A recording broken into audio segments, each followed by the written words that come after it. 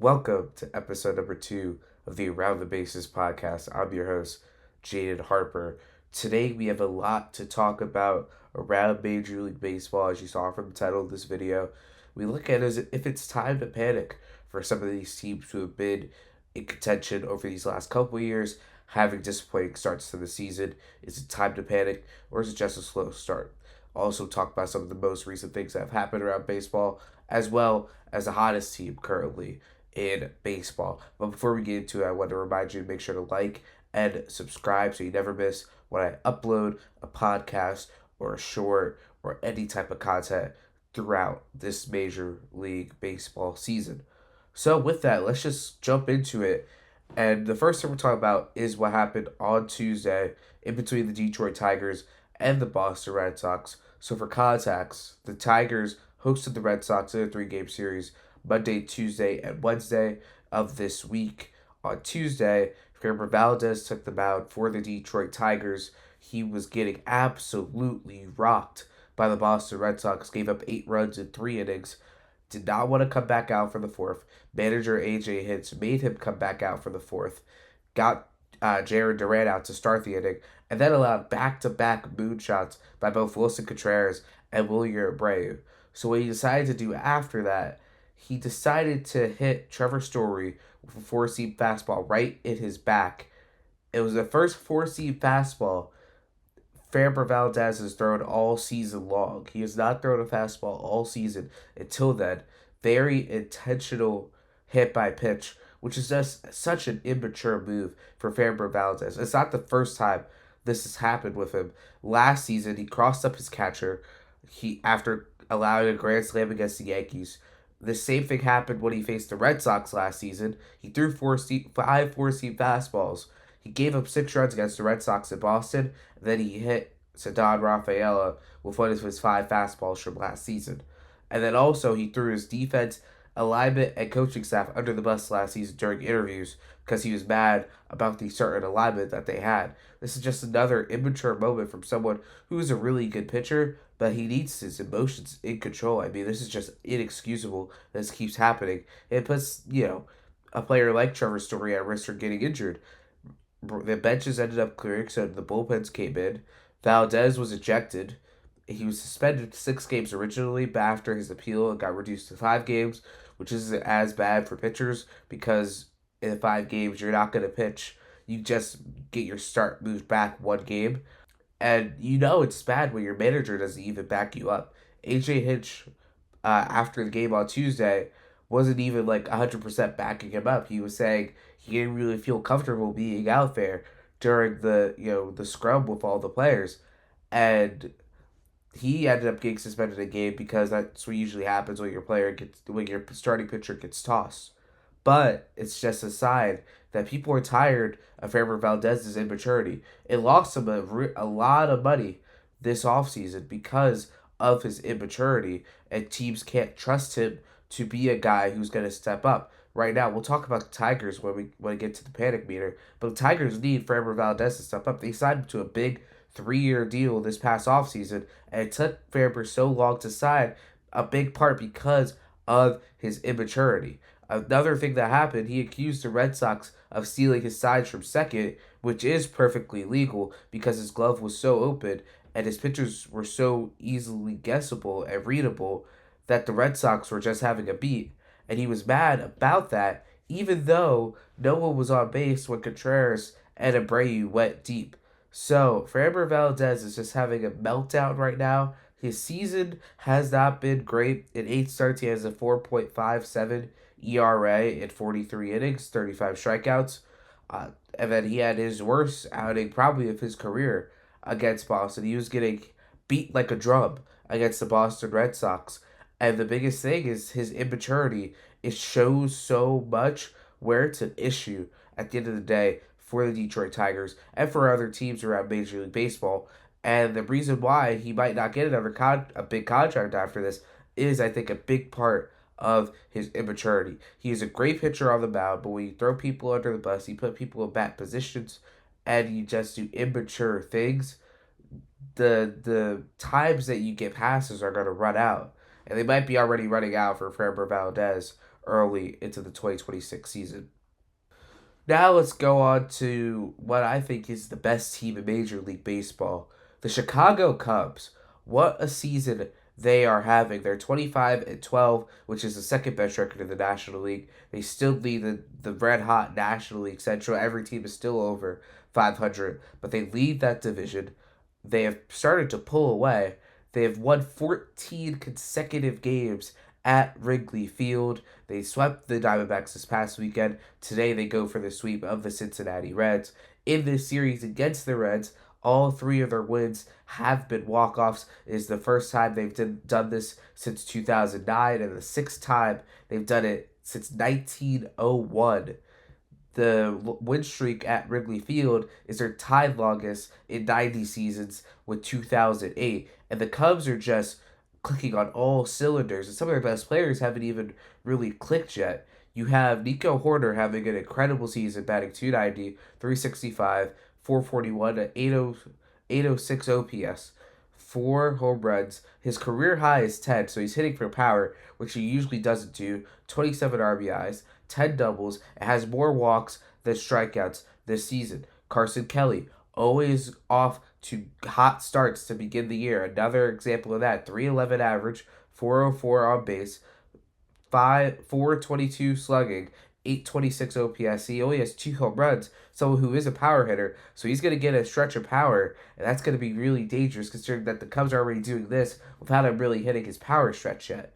You have Moises Ballesteros, who last year came up later in the season, and now this year he's become almost their everyday designated hitter with Kyle Tucker leaving, Seiya Suzuki moving back to the outfield, and what he's done, he's been able to thrive in that role for the Cubs. A 292 average, 360 on base, 551 slugging, a 911 OPS, 6 home runs, and 18 RBIs so far this season for Ballesteros. And you also have Seiya Suzuki, who had to move back to the outfield after being their DH for the past couple seasons. And what he's been able to do, a 303 average, 406 on base, 539 slugging, 945 OPS, 6 home runs, 14 RBIs. What he's been able to do in the middle of the Cubs order. You have Ian Happ, a 248 average, but a 379 on base percentage and a 511 slugging, 9 home runs and 17 RBIs, and he has a 27 on base game streak. So he's been getting on base. He's reached base in 27 consecutive games, which is something that you don't see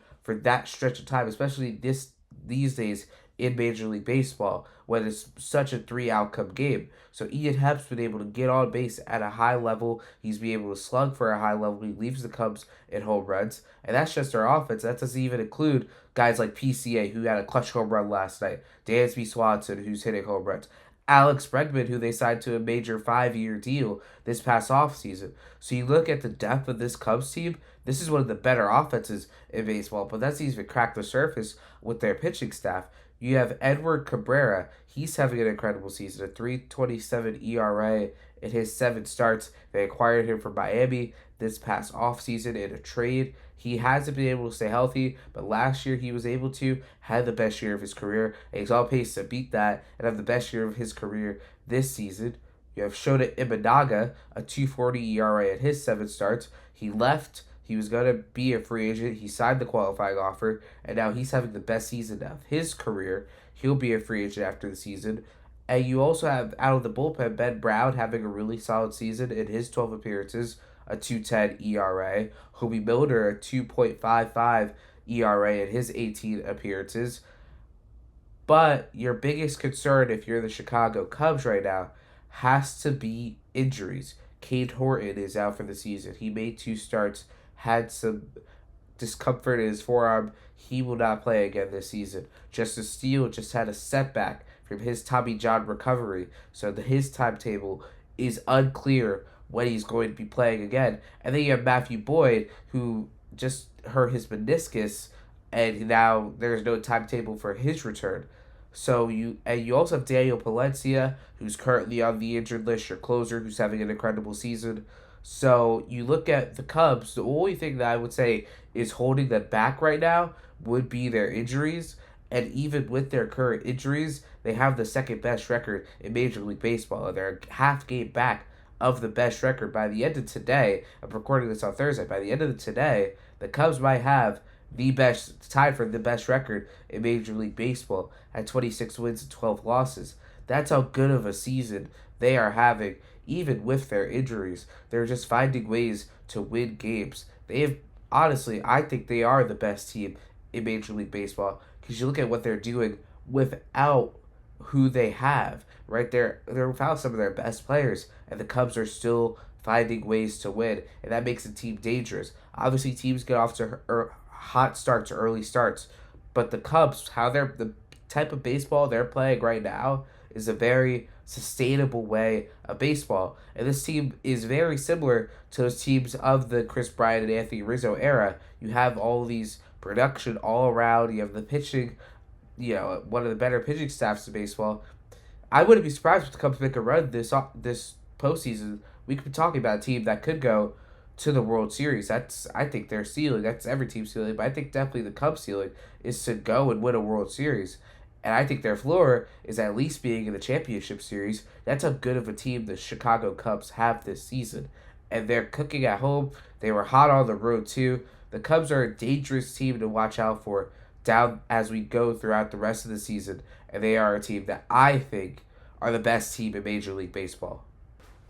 Now it's time to look at the panic meter. So, what I'm going to be doing, I have 7 teams. The Mets, the Astros, the Red Sox, the Tigers, the Blue Jays, the Orioles, and the Giants. And I will be saying if it's time for them to panic or if it's, if the slow start is reasonable, right? So we look at all these teams have gotten off to slower than they've wanted to starts. They're all under 500 right now. So we'll start with the New York Mets. They had probably the worst start to the regular season.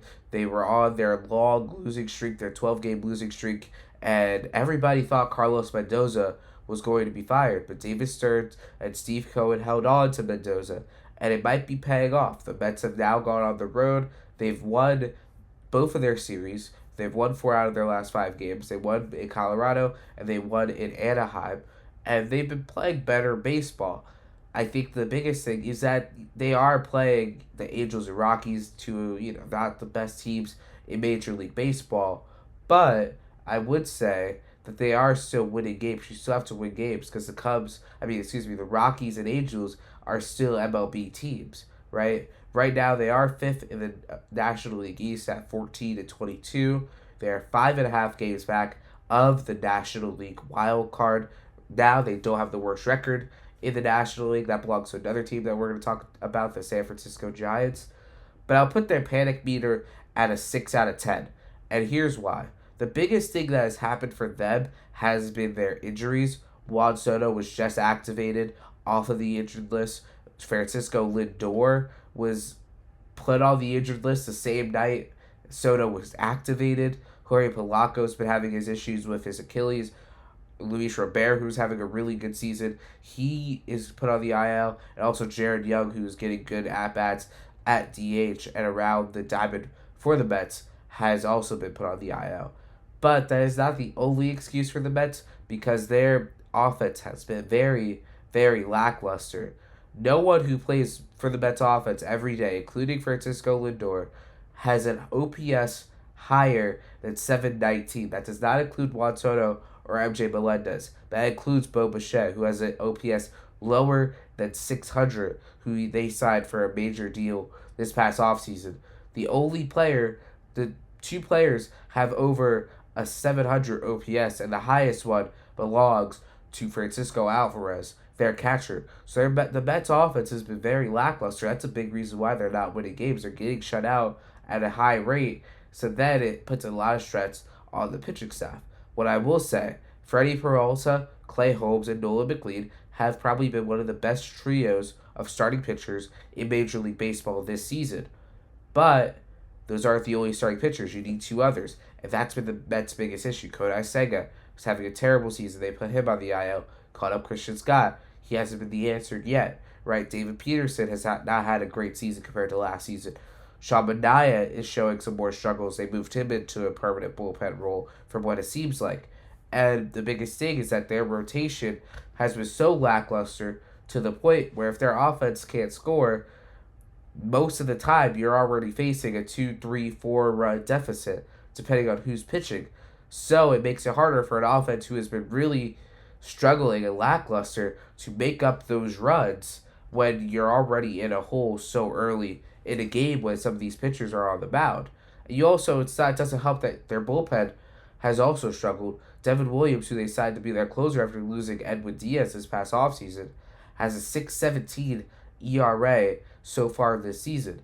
And that is another big concern for the New York Mets.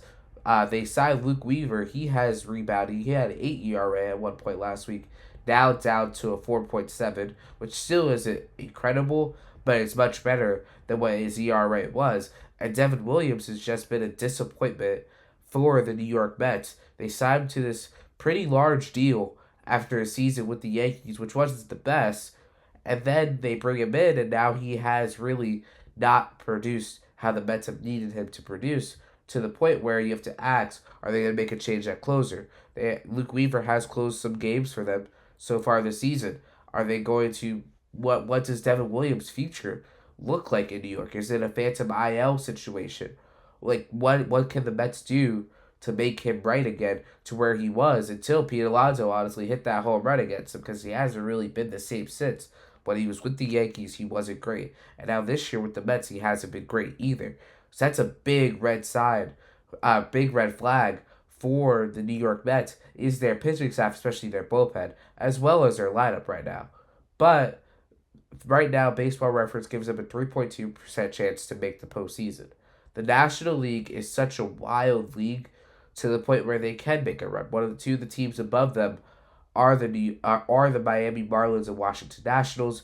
The Marlins have a better chance to sustain the success. The Nationals probably not. They are the two teams ahead of the Mets, as well as the Phillies, the Diamondbacks, the Pirates, and the Brewers, who are currently outside of the postseason. They obviously have the Cardinals and the Reds, both in the postseason picture. Right now, I would say the Mets, they could still make a run. They've yet to get hot. They've barely had Soto and Lindor in the same lineup at all this season. So I would say the biggest thing for them is getting healthy and going from there. I can still see them being sellers at the deadline, but I think they're in a much better position than what they were a week ago. They've been able to take care of business against the Angels and against the Rockies. And if they can continue to do that, they will be fine and they will start to get some more wins piled up this season. Now let's talk about the second team, the Houston Astros. They are also last place in their division at 15-23. They're 3 games back of a wild card, but they do have the worst record in the American League. And the meter I'll give them is a 7 out of 10. And here is why. Their biggest issue has less spin performance and more injuries. They have been battered this season. So currently I have a list on my document right now of all the injuries they have. It's 7 lines long. Carlos Correa, he had ankle surgery. He is out for the season. Hunter Brown, their ace, a grade 2 shoulder strain. He's on the 15-day injured list. Tatsuya Ibai, who they signed this offseason, he's on the 15-day injured list. Nate Pearson on the 15-day injured list. Yair Diaz, their starting catcher, he has an oblique strain. He's on the 10-day injured list. Jeremy Pena with a hamstring strain. He's on the 10-day injured list. Drake Myers, a grade 2 oblique strain, 10-day IL. The Joey Loperfido, quad strain, 10-day IL. Taylor Trammell, grade 2 groin strain, 10-day IL. Ronel Blanco, recovering from a torn UCL, 60-day. Josh Hader with his bicep tendonitis, 60-day IL.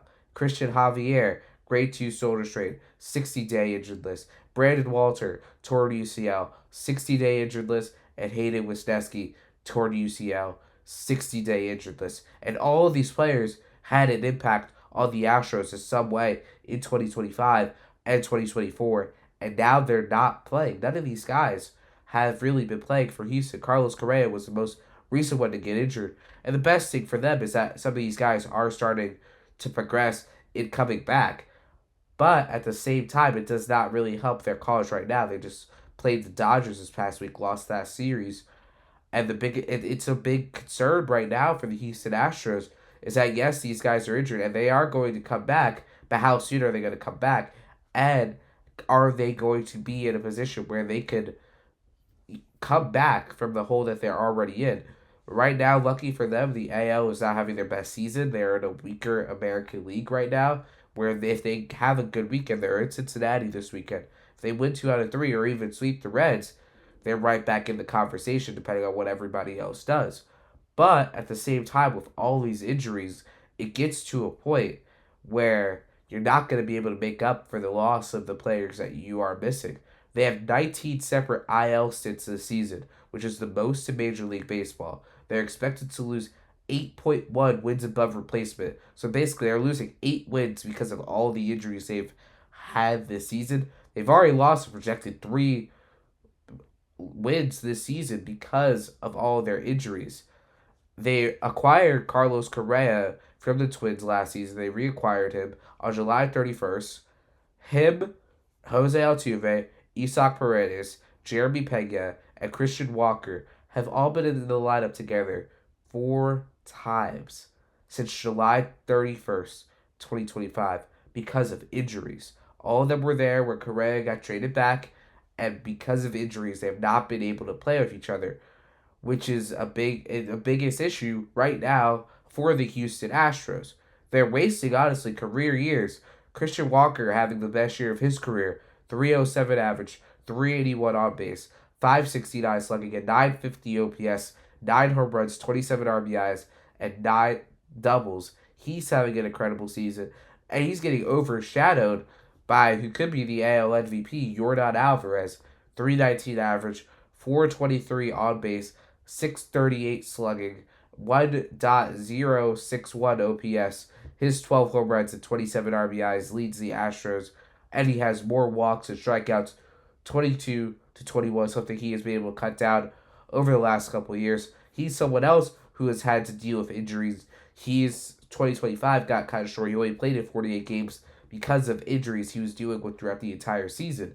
So this has been a common story the last 2 seasons for the Houston Astros, have been their injuries. Their rotation has been battered and bruised. Lance McCullers was struggling.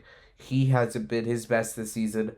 But what I will say is that the Astros do have 2 really good starters, Spencer Arrighetti and Peter Lambert. We'll start with Arrighetti, a 1.96 ERA in his 4 starts, 25 strikeouts in his 23 innings. And then you have Peter Lambert, who has a 2.42 ERA at 4 starts, but he threw 7 shutout innings against the defending World Series champion Dodgers on Tuesday. The Astros were able to win that game. He outdueled Shohei Ohtani, the back-to-back 4-time MVP winner. That was what he was able to do on Tuesday. A really impressive showing for him, but Houston is still in a position where, let's say they get hot, they can make a run because the AL is a little weaker.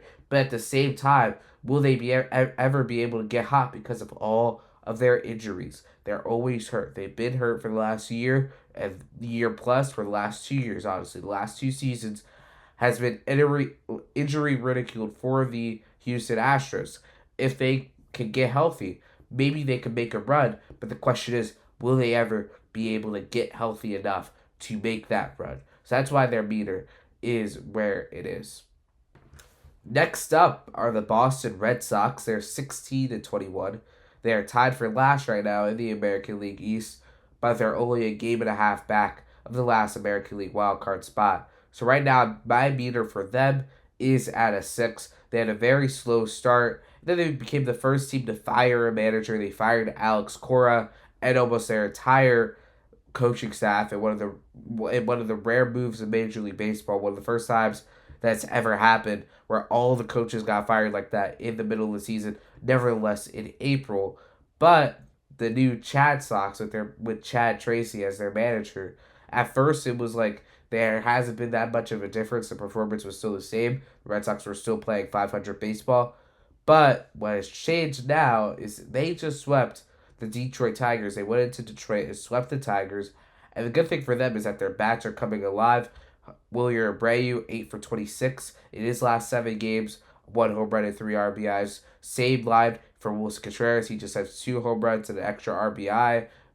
over his last 7, and Jared Duran, who's 7 for 27 in his last 7 games, has 3 home runs. So his power is starting to come alive, and that's the biggest thing for the Boston Red Sox. If stuff like that starts to happen, then they're in a good position. They lost the series to the Houston Astros this past weekend in a series they should have won. They had a lot of opportunities to win. And the biggest question has been their pitching staff. They dealt with a lot of injuries as well. Garrett Crochet is currently on the injured list. He has been starting the season slow. You have Danny Colombo on the injured list for their pitching staff. Johan Oviedo didn't get to pitch much. He already went on the injured list. Cutter Crawford still rehabbing. Tanner Houck is still rehabbing. Patrick Sandoval is still rehabbing. So you have all these guys on the injured list. Sonny Gray just got activated. He went 5 shutout innings in Detroit. Ranger Suarez has had his ups and downs. He's been really good at points. Other times he was bad. He had to leave his start because he had some tightness in his hamstring. He is fine. He's going to make his next start. But those injuries are a little bit of a concern. The youth movement is still well and alive in Boston. Canelli Early having a very good season. Same thing with Peyton Tolley at the back end of the Boston rotation. The biggest question mark has been Brian Bayo. Before his last start, he has been struggling heavily. But the Red Sox went with a different strategy. They gave him an opener. Then he pitched in a much, much better game. And he almost went the complete game after the opener. And it's a big sign for the Boston Red Sox. If that's going to start working, that could be a good option for them if they want to keep Bayo in the rotation, even though he has been struggling. The only thing that I would say is still a concern for them is when I talked about the injuries. Roman Anthony has had a nagging wrist injury and wrist sprain. He suffered on Monday in Detroit. Garrett Crochet, like I mentioned, is on the IL.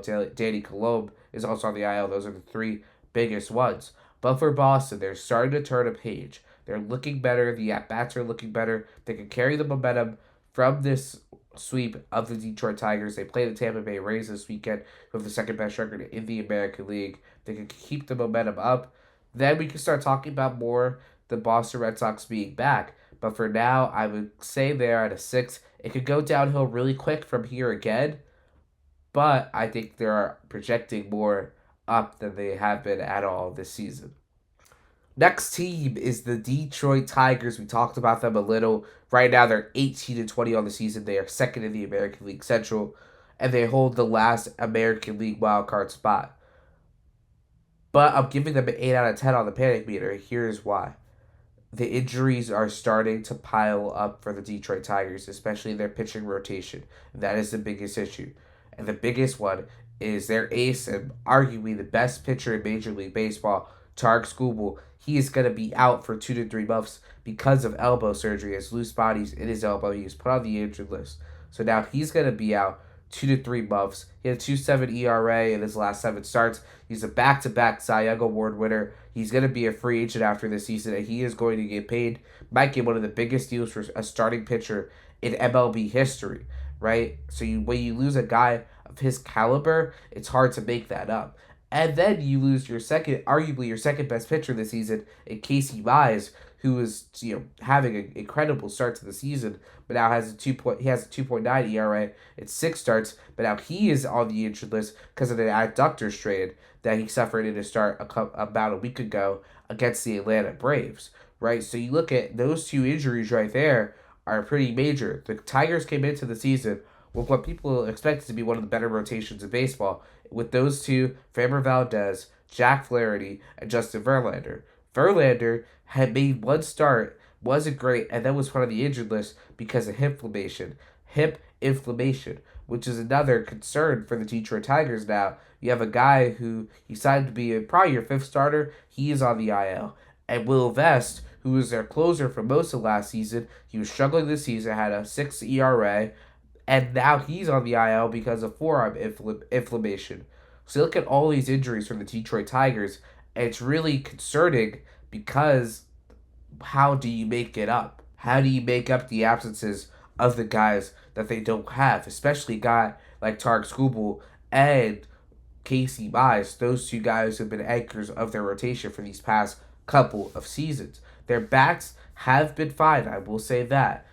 Kevin McGonigal taking the league by storm in his rookie year right now, I would say he is the favorite for the American League Rookie of the Year. 299 average, 392 on base, 453 slugging, and 845 OPS, 2 home runs, 16 RBIs, same amount of walks and strikeouts at 20, 11 doubles, and 2 triples this season. He has had a very good season in his first major league season, right? But it's just not enough. Riley Green having a good season, 296 average, 395 on base, 459 slugging, and 854 OPS, 4 home runs, 19 RBIs, 10 doubles. Dylan Dingler continuing his success from last season. Average is a little bit lower, but he's hitting for power and he's driving a run, 6 home runs, 26 RBIs. But you look at the rest of the Tigers lineup, it's been very lackluster this season. It doesn't help that they're missing 2 of their best players from last season. You have Javi Baez and Gleyber Torres. They're both currently on the injured list. Both of them were all-stars last year, all-star starters last year. And they combined for almost 5 wins during the 2025 season, according to Baseball Reference. And they are guys you want to have in your lineup every day. Gleyber Torres was producing before he got hurt. Javi Baez was off to a slower start, but he was still producing for the Tigers. And now you lose both of those pieces, and it's really concerning. And you look at it, is it going to get better from here? They're 18-20, just coming off of a sweep. They got swept by the Boston Red Sox. Framber Valdez is the most immature pitcher in Major League Baseball. You have to deal with him as your current ace right now because your real ace, who you have not paid yet, is hurt. And if I'm Tarek Skubal, why would I rush back from injury? Because, obviously you probably want to win, but at the same time, he's about to get paid handsomely this offseason. And the biggest thing for him is now, do I really risk what I'm going to potentially get this offseason because the Tigers haven't paid me because I want to come back and help this team win a World Series, which he probably obviously does, but at the same time, it's considering the risk. Like, if he gets hurt, he's going to lose himself at least $200-300 million this offseason. He realistically, Skubal could get a deal around $500 million, which is rare for starting pitchers. That's how good Tarek Skubal has been throughout these past years. He won the Triple Crown for AL starting pitchers in 2024, then followed it up by winning Cy Young again in 2025. And the biggest thing for Skubal is that if the Tigers don't pay him, he's really in a weird position because he will hit the open market. So now he's going to be returning to a team that no one knows where they're going to be at when it comes to the time that Skubal will be returning, which is around the trade deadline. You ask the question, do the Tigers trade Tarek Skubal at the deadline? And I think it's a real possibility depending on where they are in the standings. If the Tigers are fading out of it, I think they should because then you could get value. It's a mistake you've been seeing a lot more with certain teams not capitalizing on players who are about to leave and they know they're not re-signing, not trading them at the deadline. The biggest example is by far Shohei Ohtani and the Angels in 2023, where the Angels were not going to re-sign Shohei, but they decided to hold on to him, partly because of the revenue he already brought in, but the Angels have now struggled from that. They've still not made the playoffs in the years following that. Maybe if they make that trade and get something back for him, then it's a different story. But right now, they have not been where they want to be, partially because of all the injuries they've had, but also losing Shohei Ohtani for nothing. And the Tigers should not want to make that mistake if they're going to not re-sign Tarek Skubal. I don't think they should trade him if the Tigers are going to be in it. Let's say they are second still, they're right there with the Cleveland Guardians. I think they should keep him. But if they're falling out of it, they're 4th, 5th in this Central, they're not really looking good in the wild card picture either, it doesn't hurt to move on just to make it life better, honestly, for yourself, so you're not really losing so much when you lose a player like Tarek Skubal. But I think the Tigers are in such a weird position, like I said, because of their injuries. Will it get much better than this? Your best 2 pitchers are out for an extended period of time. You don't know when they're going to be back. The offense hasn't been great. You just got swept by a team that was struggling coming in to your series. So the question is, can this team rebound? I don't really know. That's why I have their meter so high at an 8 out of 10, because I don't really know if they could bounce back from a slower start that they've had so far. Next up is the Toronto Blue Jays. They are also 16-21, tied for last in the American League East. They are a game and a half back of the American League wildcard. Right now, I have their meter at a 6 out of 10. They are in a very similar boat to the Boston Red Sox record-wise, but I will say they're in a much different position due to why they are in that same boat. They have had some injuries. Addison Barger, Alejandro Kirk, Nathan Lucas, all contributors to last year's AL Champions team. They are currently on the IL. Barger is about to return, but they were key pieces of last year's World Series team. Max Scherzer, who has struggled, he has a 9.64 ERA. He just had another setback when he's trying to recover from his injury. Shea Beaver hasn't pitched yet, wasn't expected to, and then Cody Potts at his first start suffered a knee injury. His season is most likely over. So that has been a big part of their slow start, but also their offense has been very lackluster outside of Vladimir Guerrero Jr., Ernie Clement, and Kazumuza Okamoto, right? Outside of those three, their offense has been very lackluster this season, and it's been a big reason for concern. George Springer, who had a very good season last year, has not been able to get back to that point. He was on the injured list. At the same time, he still hasn't been able to get back to that point where he was last season. Now you'll get other guys who are supposed to be supporting cast members of a team that is supposed to go back to the World Series. They're just not doing enough to the point where they most likely are in a really... They need their guys to start turning up and producing. It also doesn't help that Vladimir Guerrero Jr. has been able to hit for power. He has had a higher OPS this season, but his power is not there. He only has 2 home runs so far this season. So it's a big concern for them on the offensive side. Their pitching is less of a concern. Their rotation numbers are very middle of the pack. A lot of 3 ERAs. Gossman sees very fine. The biggest thing that inflates their ERA is Eric Lauer, who's struggling this season. He has 6 ERA. And also Max Scherzer, like I mentioned, has a 9.64. Outside of those two, their rotation has been fine. Trey Savage, who was a rookie last season, and now he's back this season. He was on the IL for a little bit. He has a sub 1 ERA in his first couple of starts this season. Outside of him, you also have the regulars, like I mentioned, Dylan Cease, who they signed this past offseason, having a good season. You have Kevin Gausman having a good season.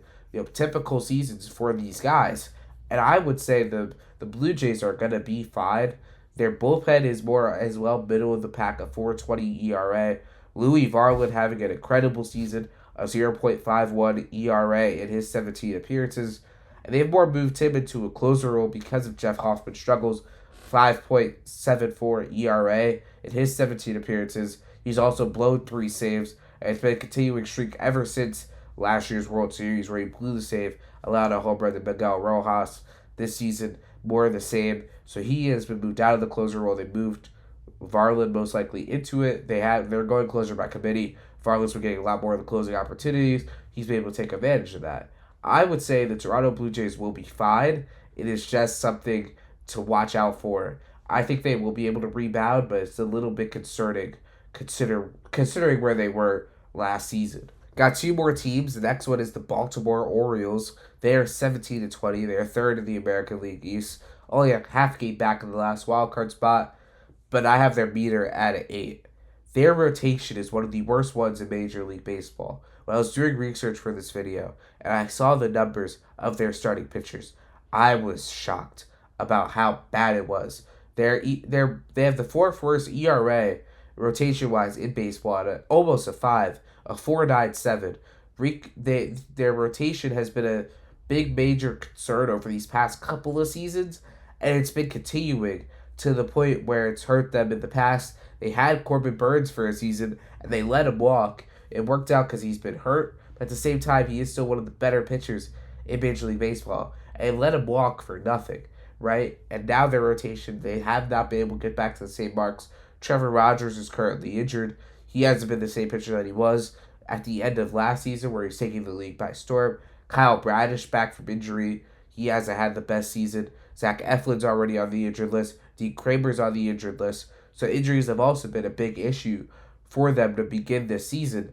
But their rotation has been a major concern over these last couple of seasons. Their bullpen has been a little better. Ryan Helsley currently on the IL, having a good season before he went down. Their biggest one has been Rico Garcia, a 0.53 ERA in 18 appearances. He has 1 run allowed all season. He's having an incredible season for the Baltimore Orioles out of their bullpen. A big piece for them with all of their injuries. But besides him, there hasn't been that many bright pieces in their bullpen and their pitching staff in general. So then when your pitching staff struggles, you need your offense to step up. And the Orioles offense has not been able to do that. We'll start with Gunnar Henderson, who has been struggling this season. He has hit 9 home runs, right? But at the same time, he's hitting 201, 262 on base, 429 slugging, a 691 OPS. If it wasn't for his slugging, he would be one of the worst players in Major League Baseball right now. Right? He has 53 strikeouts to 12 walks, which is a ridiculous ratio, right? And he's hitting 9 home runs, but he's not his only thing cannot be power. He's not good enough as a power hitter to be able to do that. So for Gunnar Henderson, he needs to step it up because he's been struggling during this season. You have Pete Alonso, who they brought in. He has 780 OPS, 7 home runs, 20 RBIs. His average is way down from his time with the Mets, but again, he has been serviceable.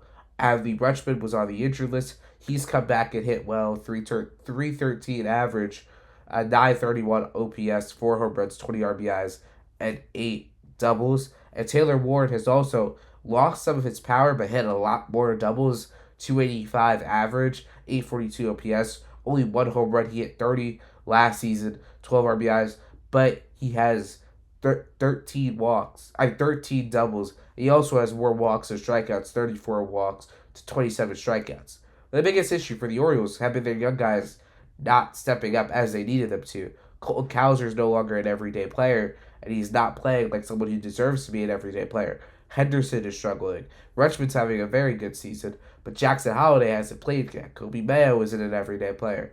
So these young Orioles, all these prospects that they had, have not been panning out. And that's the biggest reason why haven't reached their success compared to in 2023 and 2024 when all these guys were clicking. So now the question for Baltimore is what is next? Right, again, they are only half a game back of the wild card, but there are so many teams in between them and the last wild card. Will they even be able to get to that point during where they're in enough time to strike? Which I don't know if they will be able to or not. The biggest thing for the Orioles is going to be getting healthy and getting production from their offense. Their pitching staff is what it is. It's not going to get better. But their offense has a lot of room to get better because they have the pieces to get better. But the question is actually doing it, is actually getting better. So that's something that will be interesting to watch down the stretch for the Orioles, is that can they bounce back or will they end up having to sell again at the trade deadline, another disappointing season. So the last team that we'll be looking at on the panic meter are the San Francisco Giants. They are 14-23. They have the worst record in the National League. They have the worst record in baseball. They are 5th in the National League West. They are 6.5 games back of a National League wildcard spot. And I am giving them a 10 out of 10. It is time to sound the horns, sound the sirens, because it is time to panic. This team has been very disappointing again. In 2021, they won over 100 games. And since that point, they've never been able to get back to that level. And they've just been disappointing year after year after year. And finally, you can say they have an offense that should be good enough to compete, right? They have an offense that has the pieces to be a good offense, but they just haven't done anything with it, right? You have Casey Smith and Luis Arias, who have been their 2 best offensive players. They're the only 2 guys who, considered by OPS plus, have been over league average hitters. That is just not acceptable for a team that wants to contend. They were a team that people were saying could be one of those last National League wildcard teams this season, and they just have not showed up how they were supposed to this season. Logan Webb has been struggling. Their ace has a 5 ERA this season, his 8 starts. Housey got lit up by the Yankees. He's been better since then, a 4.40 ERA in that span, but at the same time, it doesn't help when you get lit up in your first start of the season. Brian Walker, who's supposed to be their closer, a 5.52 ERA in his 15 appearances after you lose Camilo Doval you lose Camilo Doval at the deadline last year, and then Randy Rodriguez goes down with injury.